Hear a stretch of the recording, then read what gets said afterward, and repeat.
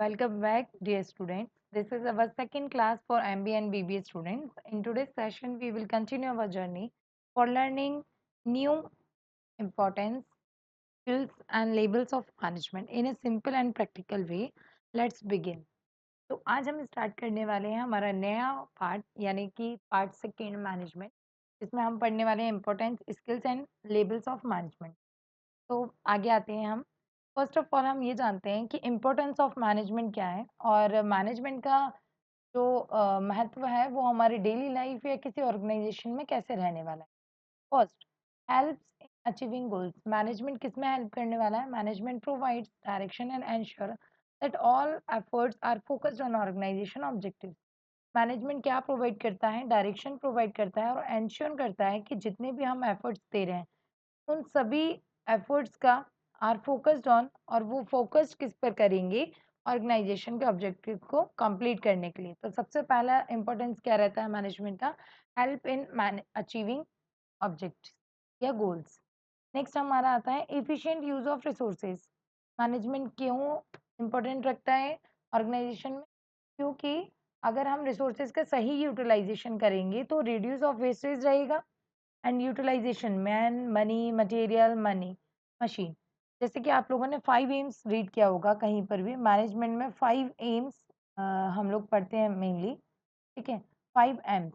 अभी 5 का होके क्या हो गया है वो 7 एम्स। तो आप नेक्स्ट वीडियो में मुझे बताएंगे या कमेंट सेक्शन में बताएंगे कि 7 एम्स क्या यानी कि 2 एम्स क्या एड ऑन हो गए हैं अभी नहीं, है ना?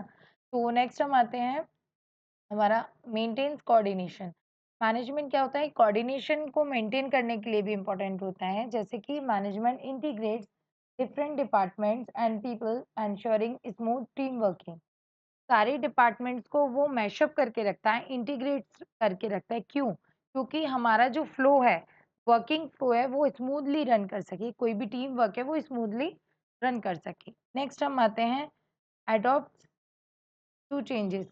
जो भी चेंजेस होने वाले हैं वो अडॉप्ट हम इजीली कर सकें, अडॉप्टेबल नेचर हो सके।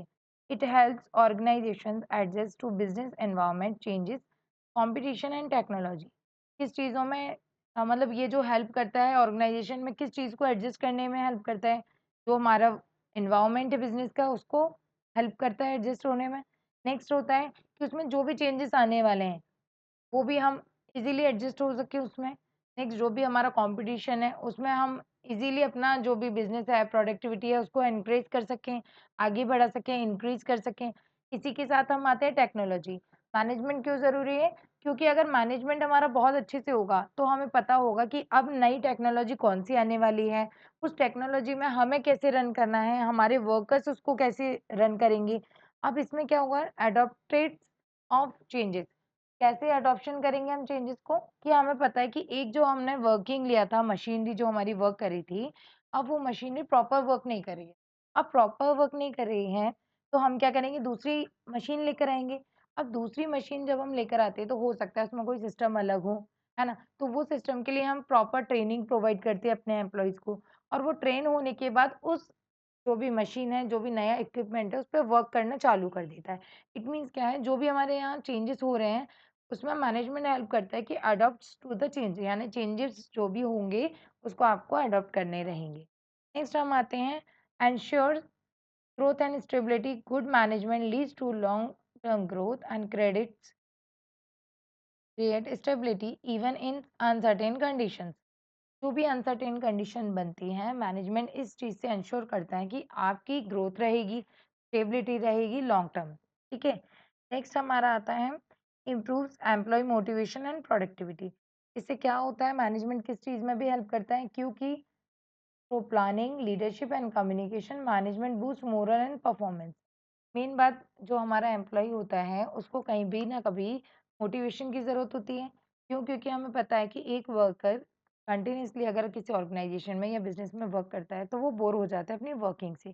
इवन हमारे वर्किंग डेली रूटीन से भी वो बोर हो जाता है। तो वो क्या फ़ील करता है? नहीं, एंग्ज़ायटी होती है, नहीं अब मुझे एनवायरनमेंट चेंज करना है, अब अच्छा नहीं लग रहा है कुछ और चीज़ें मेरे अकॉर्डिंग नहीं हो रही हैं। तो उस चीज़ के लिए हमें टाइम टू टाइम अपने एम्प्लॉइज़ को, अपने वर्कर्स को मोटिवेट करते रहना चाहिए। मोटिवेट फिर उसके लिए प्लानिंग भी होना चाहिए, लीडरशिप भी होना चाहिए, कम्युनिकेशन के साथ। इवन मैनेजमेंट इस चीज़ को भी बोस्ट करता है कि उनका जो भी परफॉर्मेंस रहता है उस पर उनको अप्रेज़ल प्रोवाइड करता है, राइट? तो मैनेजमेंट का एक इम्पोर्टेंस ये भी है कि वो अगर जो हमारा एम्प्लॉयी है उसकी एक्टिविटीज़, उसका मोरल अप रहेगा तो प्रोडक्टिविटी भी बहुत हाई लेवल से दे, फाइन। तो मैंने इम्पोर्टेंस में हमने क्या पढ़ा? हेल्प इन अचीविंग गोल्स सबसे पहले। सेकंड हमने पढ़ा कि किस चीज़ में मैनेजमेंट हेल्प करता है? Efficient use of resources, maintain coordination, adopts in changing, ensure growth and stability, and last improves employee motivation and productivity. Next हम इसके आगे आते हैं मैनेजमेंट स्किल्स। मैनेजमेंट में क्या-क्या स्किल्स होती हैं और मैनेजमेंट स्किल्स किसे कहते हैं? फर्स्ट, मैनेजमेंट में क्या स्किल्स होता है? स्ट्रैटेजिक थिंकिंग, यानी जो भी हमारा मैनेजमेंट होगा, जो भी हमारे टॉप अथॉरिटी पे होगा, राइट? जो भी हमारा टॉप अथॉरिटी पे रहेगा, उसकी थिंकिंग कैसी होगी? स्ट्रैटेजिक, यानी स्ट्रैटेजी उसके माइंड में बनती रहती है, जैसे विजन, गोल सेटिंग। स्ट्रैटेजिक कैसे? स्ट्रैटेजी बनाना है। स्ट्रैटेजी बनाना का काम कौन करता है? Top management. टॉप मैनेजमेंट क्या बताता है कि ये हमारा विजन रहेगा, ये हमारे टारगेट्स हैं कि हमको इस ईयर इतना का टर्नओवर लेना है, और ये हमारे गोल्स हैं कि हमें नेक्स्ट 5 ईयर में यहाँ अपनी कंपनी को सेटअप देखना है, राइट? तो ये कौन करता है? टॉप अथॉरिटी यानी मैनेजमेंट। नेक्स्ट हमारा आता है प्रॉब्लम सॉल्विंग। प्रॉब्लम सॉल्विंग का काम भी, मतलब प्रॉब्लम सॉल्विंग जो होती है एक मैनेजमेंट स्किल्स के अंदर ही आती है। तो मैनेजर, एज़ अ मैनेजर अगर आप अपने आप को देखते हैं तो आपके अंदर क्या-क्या चीज़ें होनी चाहिए? मेन चीज़ हम यही पढ़ रहे हैं। मैनेजर के अंदर क्या-क्या स्किल्स होनी चाहिए? फर्स्ट, स्ट्रैटेजिक थिंकिंग, यानी कि उनका विज़न और गोल सेटिंग होना चाहिए। नेक्स्ट हम आते हैं प्रॉब्लम सॉल्विंग, यानी कि उनकी जो भी सॉल्विंग नेचर है वो बहुत अच्छी होना चाहिए, प्लानिंग बहुत अच्छी होनी चाहिए, पार्शियली प्लानिंग नहीं होना चाहिए, ठीक है? शॉर्ट टर्म के लिए प्लान्स नहीं होना चाहिए, और उनका नेचर कैसा होना चाहिए? प्रॉब्लम सॉल्विंग, यानी जो भी प्रॉब्लम लोअर लेवल से आई है या मिडल लेवल से आई है तो उसको अपने अकॉर्डिंग सॉल्व कर देना। नेक्स्ट होता है एडप्टेबिलिटी। एडप्टेबिलिटी नेचर क्या होता है मैनेजर का? कि अगर कोई भी बात है, कोई भी दिक्कत है, तो वो ये नहीं कहेगा तुमने ऐसा किया, तुमने वैसा किया, क्योंकि उसे पता है अभी मेन है कि हमें अपना काम करवाना है एम्प्लॉइज़ से। तो वो उस टाइम ना डाँट के वो क्या करता है, ठीक है एक काम करो, ऐसा नहीं ऐसा कर सकते हैं हम इसको, एडप्टेबल नेचर होता है। तो मैनेजर का क्या, मैनेजर के अंदर एक और क्वालिटी क्या होती है? एडप्टेबिलिटी, यानी कि सारी चीज़ों को एडॉप्ट कर देना। नेक्स्ट हम आते हैं डेलीगेशन। डेलीगेशन का मतलब क्या होता है? किसी भी चीज़ के लिए वो डेलीगेटेड होता है, यानी कि वो प्रॉपर प्लानिंग के साथ उस काम को करने के लिए डिवोटी होता है, कि नहीं ये काम मेरा टारगेट है कि मुझे आज का जो हमारा प्रोडक्शन है वो 200 यूनिट्स होना ही चाहिए। वेदर उसे 10 बार फैक्ट्री में राउंड लगाना हो, वेदर वो अपने नीचे कोई और भी लीडर्स को रखा हो कि जाके एक बार चेक करके आओ क्या चल रहा है, क्या इतना यूनिट प्रोड्यूस हुआ या नहीं, क्या एम्प्लॉय को किसी चीज़ की नीड तो नहीं है, रिफ्रेशमेंट की नीड तो नहीं है, या फिर एम्प्लॉइज़ ऐसा तो नहीं थक गए हो तो प्रोडक्शन हमारा स्लो हो गया हो, है ना? तो वो सारी चीज़ों के लिए डेलीगेट होता है कि उसे अपनी ड्यूटी कैसे कंप्लीट करना है। नेक्स्ट हम आते हैं इमोशनल एंड इंटेलिजेंस मैच्योरिंग, यानी कि उनके दिमाग में इमोशनल वाली चीज़ें भी होनी चाहिए। एक मैनेजर के दिमाग में ये भी होना चाहिए, इमोशनल इंटेलिजेंस भी होना चाहिए। वो ये भी देखना चाहिए कि भई अगर कोई किसी को कुछ हो गया है या फैक्ट्री में प्रोडक्शन करते समय किसी को कोई प्रॉब्लम हो गई है, तो उसको भी सॉल्व आउट करने का उसकी सेंस होना चाहिए कि इमोशनल भी चीज़ें हैं उसके अंदर, है ना? ऐसा नहीं कि नहीं उसे तो सिर्फ़ एक ही चीज़ से मतलब है कि प्रोडक्शन होना चाहिए, राइट? तो इस चीज़ में भी उसे ध्यान रखना चाहिए कि उसका इमोशनल इंटेलिजेंस कैसा है। नेक्स्ट और लास्ट हम आते हैं कि मैनेजमेंट के अंदर, यानी कि एक मैनेजमेंट मैनेजर के अंदर कम्युनिकेशन बहुत अच्छी होना चाहिए जिससे वो कर क्या-क्या काम कर सके, active listening, clarity and feedback. सबसे पहले यही चीज़ होना चाहिए कि कम्युनिकेशन पावर उसका इतना अच्छा हो कि अगर किसी ने कोई बात कही तो उसके माइंड में ये शार्पन हो कि नहीं ये काम फर्स्ट प्रायोरिटी पर है, ये सेकंड है, ये थर्ड, ठीक है? वो बात करते-करते ही उस फंक्शंस का लिस्टिंग कर सके। नेक्स्ट हमारा होता है clarity. It should be clear, उनको क्लियर होना चाहिए कि उसके गोल्स क्या हैं, उसके ऑर्गेनाइजेशन के गोल्स क्या हैं, और feedback. Even time to time उसे अपनी स्किल्स का या फिर अपनी चीज़ों का इतने अच्छे से फीडबैक लेना चाहिए, अपने प्रोडक्शन एक्टिविटीज़ का, अपने कस्टमर्स का फीडबैक लेते रहना चाहिए, जिससे क्या होगा हम अपनी ऑर्गेनाइजेशन को और भी ग्रोथ कर सकेंगे। आगे हम पढ़ते हैं levels of management. Levels of management क्या है? देखिए, किसी भी चीज़ का एक स्ट्रक्चर होता है, राइट? किसी भी चीज़ का एक स्ट्रक्चर होता है। स्ट्रक्चर का मतलब क्या होता है? कि एक सिस्टमैटिक वे में उसका लाइन अप किया जाए। क्यों? क्यों होता है स्ट्रक्चर? अगर हम विदाउट स्ट्रक्चर कोई काम करेंगे, तो क्या वो काम कंप्लीट होगा? नहीं। जैसे मान लीजिए, ये एक ट्रेन है और ये रेलवे स्टेशन। अगर रेलवे स्टेशन नहीं बनाया गया होता, तो क्या ये जो ट्रेन है वो सिस्टमैटिक चल रही होती?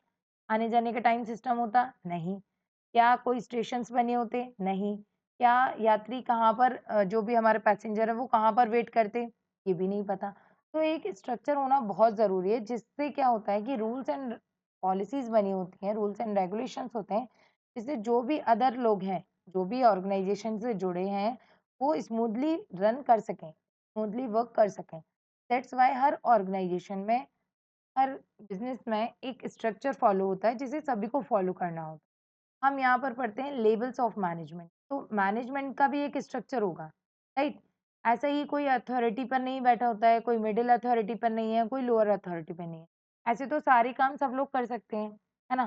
तो क्या होता है कि किसी भी ऑर्गेनाइजेशन में या बिज़नेस में उसको कैटेगराइज़ किया जाता है और कैटेगराइज़ करने के बाद ही उसे रिस्पॉन्सिबिलिटी प्रोवाइड की जाती है, उसके वर्क डिस्ट्रीब्यूट किए जाते हैं, फाइन? तो इसीलिए हम पढ़ते हैं कि लेवल्स ऑफ मैनेजमेंट, जो लेवल्स ऑफ मैनेजमेंट है, वो डू एंड वर्ड पर काम करते हैं। फर्स्ट हमारा होता है अपर अपर एंड, या फिर इसको ऐसे भी बोल सकते हैं,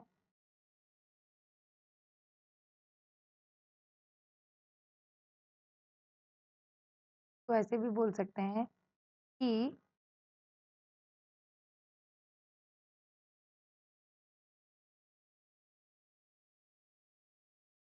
तो हम कैसे बोल सकते हैं अपवर्ड एंड डाउनवर्ड। अपवर्ड कैसे होता है? अपवर्ड मतलब ये। डाउनवर्ड कैसा होता है? ये। यानी कि अपवर्ड मतलब कोई भी चीज़ नीचे से जाके ऊपर आ रही है, तो उसको बोलते हैं अपवर्ड, ठीक है? और कोई भी काम अगर ऊपर से नीचे आ रहा है, इसको बोलते हैं डाउनवर्ड, ठीक है? ये वाला। यानी कि अगर कोई भी रूल्स एंड रेगुलेशंस बन के आ रहे हैं, वो किसको फॉलो करने हैं? मिडिल लेवल को और लोअर लेवल को। तो वो कैसी पॉलिसीज़ रहेंगी? डाउनवर्ड, ठीक है? और यहीं अगर कोई कंप्लेंट है या फिर कोई इश्यूज़ हैं या फिर कोई हमको किसी प्रॉब्लम का रिज़ॉल्यूशन लेना है, तो वो कैसे फॉलो होता है? वो ऐसे फॉलो होता है, यानी कि अपवर्ड, ठीक है? आगे हम पढ़ते हैं लेवल्स ऑफ मैनेजमेंट में टॉप लेवल मैनेजमेंट को। फर्स्ट हमारा आता है top level management. Top level management में क्या होता है? This is highest level of organisation hierarchy which includes board of directors and chief executive. They are responsible for defining the objective, formulating plans, strategies and policies. Top level management का मतलब होता है high authority. High authority से क्या लेना है? High authority से लेने का मतलब है board of directors and chief executive, जो कैसे वर्किंग करते हैं? वो हर काम के लिए रिस्पॉन्सिबल होते हैं। कैसे कामों के लिए? जैसे ऑब्जेक्टिव डिफाइन करना, ठीक है? ऑब्जेक्टिव बनाना कि क्या-क्या ऑब्जेक्ट रहने वाले हैं हमारे ऑर्गेनाइजेशन के, या हमने बिज़नेस सेटअप क्यों किया है। फॉर्मुलेटिंग प्लान्स, यानी कि जो भी हमने टारगेट बनाया है, उनके लिए क्या-क्या प्लान्स रहने वाले हैं, वो भी वही बनाते हैं। स्ट्रैटेजीज़, यानी कि क्या स्ट्रैटेजीज़ रहने वाली हैं, जिससे हम अपने टारगेट को अचीव कर लें, वो भी टॉप लेवल का काम रहता है। और पॉलिसीज़ बनाना भी टॉप लेवल का काम रहता है। कौन-कौन इंक्लूड रहेगा? फर्स्ट बोर्ड ऑफ डायरेक्टर यानी कि BOD, second chief executive officer यानी सीईओ, नेक्स्ट हमारा मैनेजिंग डायरेक्टर यानी कि एमडी, और जनरल मैनेजर यानी कि जीएम। ओके, ये हाई अथॉरिटी लेवल के होते हैं जो इन्वेस्टमेंट भी करते हैं और उसका रिटर्न भी सबसे ज़्यादा इन्हीं को मिलता है, right? Just like a owner. इनके क्या रोल रहता है? First, set overall goals and policies of the organisation. सबसे पहला काम उनका क्या रहता है? सबसे पहला काम उनका रहता है कि जो भी हमारे ऑर्गेनाइजेशन के गोल्स एंड पॉलिसीज बनानी है उसको। Next, make long term strategic plan का एक सेकंड रोल रहता है कि वो लॉन्ग टर्म स्ट्रेटेजिक प्लान बनाते हैं, यानी लंबे समय के लिए प्लान बनाते हैं। Third, represents the company to the outside world. अगर वर्ल्ड में कहीं रिप्रेजेंट करना है कंपनी को, तो उनके नाम से ही कंपनियां रन करते हैं। Next, provide direction and vision of whole organisation. किसी भी ऑर्गेनाइजेशन को डायरेक्शन और विजन देना ही इनका काम होता है। क्या फोकस करते हैं? Long term decision and overall growth. इनका मेन फोकस क्या रहता है कि हमारे जो भी हम डिसीजंस लेने वाले हैं, वेदर एम्प्लॉय के लिए या फिर इंडस्ट्री के लिए या फिर ऑर्गेनाइजेशन के लिए, तो वो हमारे कैसे गोल्स होने चाहिए? Long term. ठीक है, लॉन्ग टर्म डिसीजंस होना चाहिए, लॉन्ग टर्म गोल्स होना चाहिए और ओवरऑल इनका टारगेट रहता है ग्रोथ पर, राइट? इसी के साथ हम नेक्स्ट पढ़ते हैं middle level management. Middle level management क्या है? देखो, मिडिल लेवल मैनेजमेंट को समझने का तरीका होता है मिड। मिड का मतलब क्या होता है? ना तो स्टार्टिंग में, ना तो एंडिंग में, यानी कि वो कहीं ना कहीं कहाँ एग्जिस्ट करता है? सेंटर पे। ठीक है, ये कहाँ एडजस्ट करता है? सेंटर पे। यानी कि सेंटर वाली पार्टी को ऊपर वाली चीजें भी हैंडल करनी है और नीचे वाली भी, राइट?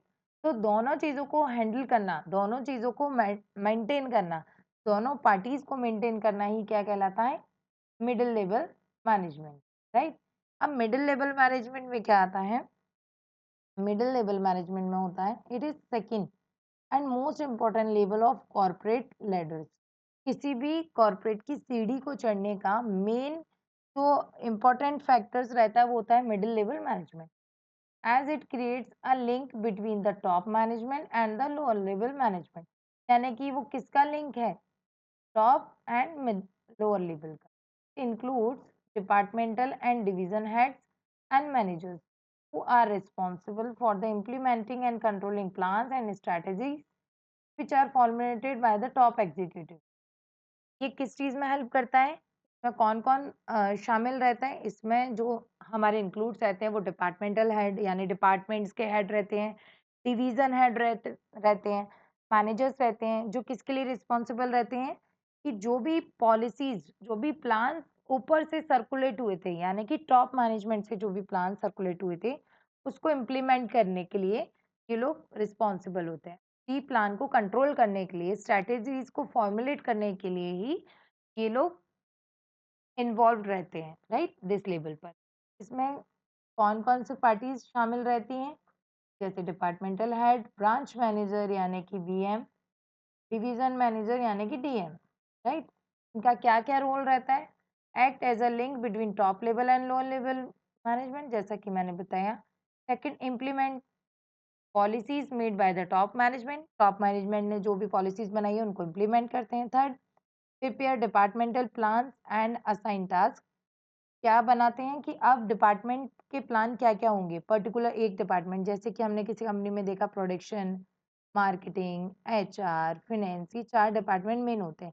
इन डिपार्टमेंट में क्या-क्या वर्किंग रहने वाली है, इनके क्या-क्या टास्क रहने वाले हैं, ये भी कौन डिसाइड करता है? मिडिल लेवल मैनेजमेंट, ठीक है? Next, coordinates with the other department, और कोऑर्डिनेशन भी कौन स्टार्ट करता है? ये लोग, यानी कि ये मेन अथॉरिटी एक दूसरे से कोऑर्डिनेशन भी स्टार्ट करते हैं। का फोकस कहाँ रहता है? फोकस रहता है मीडियम टर्म प्लानिंग, यानी कि जो टास्क या फिर जो भी उनको प्लान्स असाइन किए गए हैं उसको कंप्लीट करना, कि प्लानिंग करना कि अब कैसे हमारे डिपार्टमेंट सिंगल सिंगल वर्क करेंगे एंड डिपार्टमेंटल परफॉर्मेंस को भी कैसे उन्हें एनहेंस करना है। तो ये हमारा क्लियर हुआ middle level management. Middle level management में कौन-कौन वर्क करता है? DM, DM, divisional manager. Next हम आते हैं अपना lower level management. Lower level management में क्या रहता है? लोअर लेवल मैनेजमेंट में रहता है, it is also called as functional and operational level of management. इसमें क्या होता है? देखो, अब फर्स्ट वाले ने तो पॉलिसी बना दी है, यानी कि टॉप लेवल ने तो क्या किया है? टॉप लेवल मैनेजमेंट ने तो पॉलिसी बना दी है, पॉलिसी मेकिंग, ठीक है? फिर क्या होता है? मिडिल लेवल में क्या हो गया? मिडिल लेवल में पॉलिसी एग्जीक्यूशन, ठीक है? इसके साथ फिर लिख के आते हैं हम लोग लोअर लेवल। लोअर लेवल ने क्या किया है? Functional, policy functional and operational, यानी कि जो भी पॉलिसी सब बनी थी उसको फॉर्मुलेट करते हैं, उनको फंक्शनल वे में लेकर आते हैं और ऑपरेशनल वे में लेकर आते हैं। आगे हम पढ़ते हैं, it includes first line managers, जिसमें क्या क्या इंक्लूड रहता है? फर्स्ट लाइन मैनेजर्स इंक्लूड रहते हैं, ठीक है? फोरमैन, यानी जो वर्किंग वर्कर होते हैं वो supervisors. As lower level management directly interacts with the workers. Lower level management किससे इंटरेक्ट रहते हैं? वर्कर्स से, कि वो काम करा सके, सुपरवाइज कर सकें। It plays a crucial role in the organization because it helps in reducing wastage and idle time of workers, improving the quality and the quantity of output. कि किस चीज़ में मेनली ये देखो ये क्या होते हैं जो लोअर लेवल के मैनेजर्स होते हैं या मैनेजमेंट होता है वो किससे इंटरेक्ट करता है वर्कर से इंटरेक्ट करके क्या दिखता है कि कहीं वेस्टेज तो हमारा ज़्यादा नहीं हो रहा कहीं ऐसा तो नहीं है वर्कर्स आराम से बैठे हों काम कर ही नहीं रहे हों तो ये चीज़ को भी वो मैनेज करते हैं देखते हैं चेकआउट करते हैं इम्प्रूविंग क्वालिटी और हमारी क्वालिटी कैसे बेटर हो सकती है उसकी न्यू न्यू आइडियाज़ फॉर्मुलेट करते हैं और वो आइडियाज़ को देखते हैं इम्प्रूव करते हैं ठीक है क्वांटिटी ऑफ आउटपुट ये भी चेक करते हैं कि आज कितना क्वांटिटी का आउटपुट हुआ कितना प्रोडक्शन हुआ हमारा तो लोअर लेवल मैनेजमेंट को सुपरवाइजरी या ऑपरेशनल लेवल भी कह सकते हैं नेक्स्ट इसमें कौन कौन इन्वॉल्व रहता है supervisors foreman office managers and team leaders right का रोल क्या होता है directly supervise workers and staff जो भी हमारे स्टाफ और वर्कर्स होते हैं उनके ऊपर ये रहती है पार्टी और वो सुपरवाइज करती है यानी देख रेख करती है नेक्स्ट हमारा आता है ensure day to day operation run smoothly ये भी एंश्योर करती है कि डेली जो हमारे ऑपरेशंस हो रहे हैं या डेली जो हमारा वर्क हो रहा है वो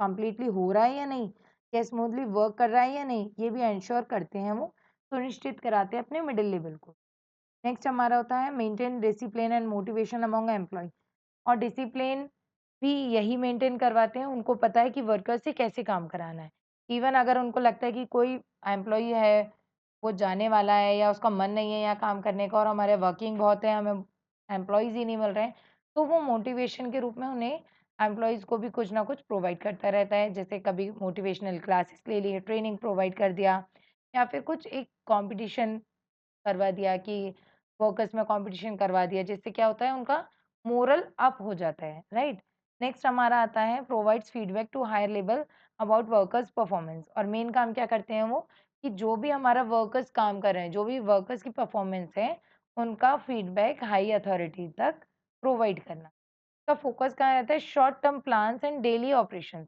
इनका प्लान ये रहता है कि भाई मैंने जो भी मुझे टास्क आज का दिया है या 7 डेज़ का टास्क दिया है या डेली रूटीन वर्क जो है वो कंप्लीटली हो रहा है या नहीं यही उनका मेन फोकस रहता है तो आज हमने क्या-क्या पढ़ा है आज क्या-क्या पढ़ा हम लोगों ने इम्पोर्टेंस ठीक है के बाद क्या पढ़ा है हमने स्किल्स ठीक है के बाद हमने क्या पढ़ा लेवल्स ऑफ मैनेजमेंट ठीक है लेवल्स ऑफ मैनेजमेंट अब लेवल्स ऑफ मैनेजमेंट में हमने 3 लेवल्स पढ़े हैं top middle and lower top level के क्या होते हैं लॉन्ग टर्म प्लान्स होते हैं मिडिल लेवल के मीडियम टर्म होते हैं यानी 6 month 1 year something like that और जो हमारा लोअर लेवल रहता है उनका शॉर्ट टर्म प्लान्स रहते हैं ठीक है इसी के साथ आज हमने ये तीनों जो हमारे ये तीनों हमने टॉपिक्स कंप्लीट किए हैं अब नेक्स्ट वीडियोस में हम कुछ और पढ़ेंगे जो हमारे मैनेजमेंट में बहुत क्रूशियल लेवल पे प्लान किया जाता होगा ओके तो नेक्स्ट वीडियो के लिए आप इंतज़ार कीजिए और लाइक सब्सक्राइब एंड शेयर करना ना भूलें थैंक्स फॉर वॉचिंग